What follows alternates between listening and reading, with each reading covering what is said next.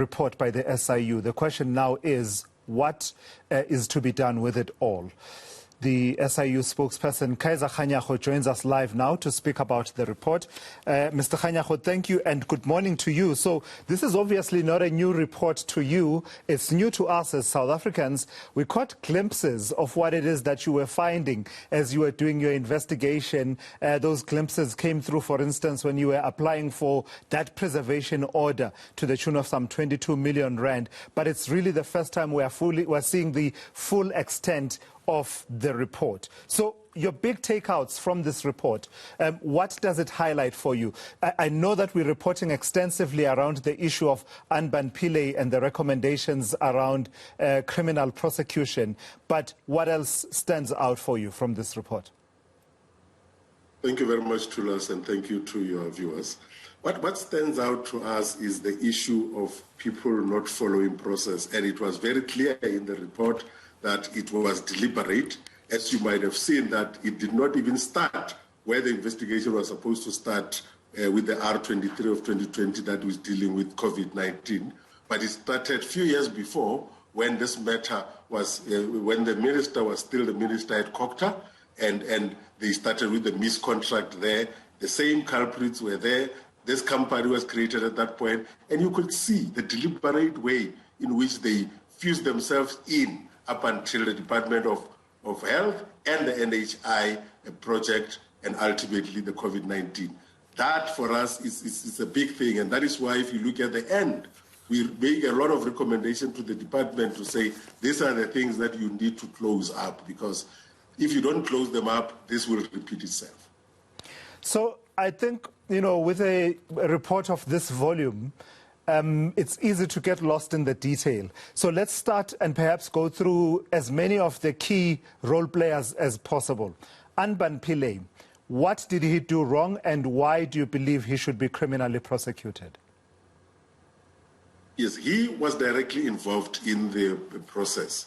If you look at the report, you will see a space where he wanted to appoint Tahira on a 800 rand per hour basis to deal with the issue of the NHI. And at that point, the Treasury said no to it. They wanted to immediately after that appoint Digital Vibes without following process. Treasury said no. But he then later on, when COVID happened, after they had done an SLA with Digital Vibes, he then wrote from his personal email, an email to Tahira to say, give me a quotation to do the work on COVID, and the quotation was given at 35 million rand. Without following any process, he just appointed them at that amount, and things just went on. You could clearly see that he was forcing. But where we emphasize the criminality is the fact that he was involved, because Treasury said they must follow process, they then did a dummy process, SCM process, where they said, we are now going to do the process. They got 10 companies from the CSD, and only 2 of the 10 responded to this tender, and it was Digital Vibe and one other. Even after they realized that the other one has got more expertise, it is even charging less money, they then manipulated the scores to favor Digital Vibes. And that in itself shows the fraud that he committed. Let's then move to the other key personality in all of this, the former minister, Mkhize, and we'll get to the actual operators in a moment. But perhaps a question will be asked. I think if I recall correctly, in the affidavit in support of your preservation order application at the special tribunal, there was an assertion that he should also face the prospect of criminal prosecution. But in the end, in this report, the extent to which you go is to say, you know, his interference with the administrative function is at worst unlawful. But also you accuse him of going against, you know, specific cabinet decisions. Definitely. When we were doing the investigation, we found a cabinet decision that was made where the cabinet had made a decision that GCIS should be the one that is doing this COVID communication around this matter. And he then, immediately after that, and he was sitting in that cabinet meeting, immediately after that, he then went and signed the budgets that were used to contract with Digital Vibes. That in itself says he went against the decision of cabinet not once but twice, and that was very clear in our investigation. And his denials, constant denials that neither myself nor my family benefited from Digital Vibes, from the work you have done, basically he lied to South Africans. No, definitely he has lied to South Africans, because we have found a lot of evidence that shows that a car was bought for his son, his house was worked on from the money from Digital Vibes. Therefore, all of that is clear that he lied to the public. Digital Vibes itself, Kaizer, and I know we've had this conversation before, the other people that you talk about that potentially committed fraud here are people such as Mita and Tahira Matha. These are associates of the minister, of course, and the narrative in your report basically suggests that when Tahira Matha could not be appointed properly within the department, the alternative was to then find this company called Digital Vibes, who then brought Tahira Matha and Mita, the other person with the surname Mita, as a consultant, and then paid them all these monies. Just tell me about their involvement, Definitely. these two people, yes, and the company. Definitely. I will again take you back to when the minister was in Kokta, where this whole thing started. One was the PA, the other one was the spokesperson of the minister.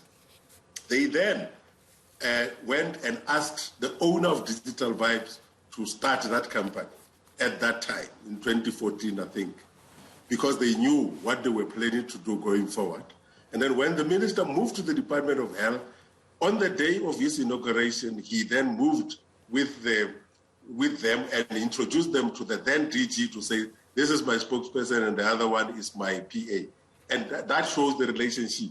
Therefore, from there, it was very clear from the way they were managing the Digital Vibe accounts that they were the ones in charge. When they moved everything into Digital Vibes without them being directors of Digital Vibes, they were trying to avoid being associated with the company. But when we went deeper, we found that they were the ones who were doing the payments, and all the payments that were done out of Digital Vibes were to their associates, relatives, and people that are closer to them.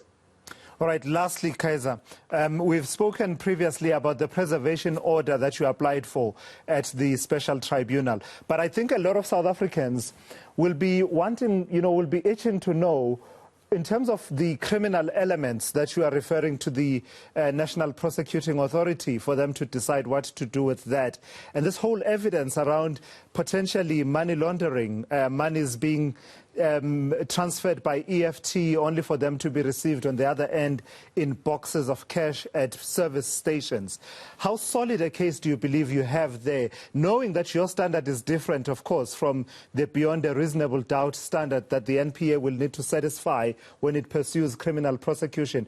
But prima facie, how solid is the case from what you have found?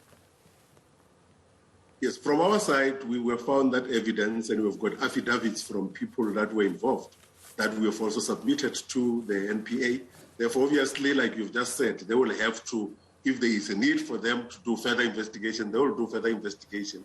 But we think the evidence that we have got is so solid, and we have given it to them. They've got to just adjust it from being looked at with the eye of a civil action and look at it in the eye of a criminal action, which needs beyond reasonable doubt. But we are confident because we've got affidavits, we've got witnesses that are there available to give that information to them if they need it. All right, thank you for that. That's Kaizer Kganyago. He speaks on behalf of the Special Investigating Unit, and their motto is poised to strike against corruption. And it would seem they've struck once again in this instance.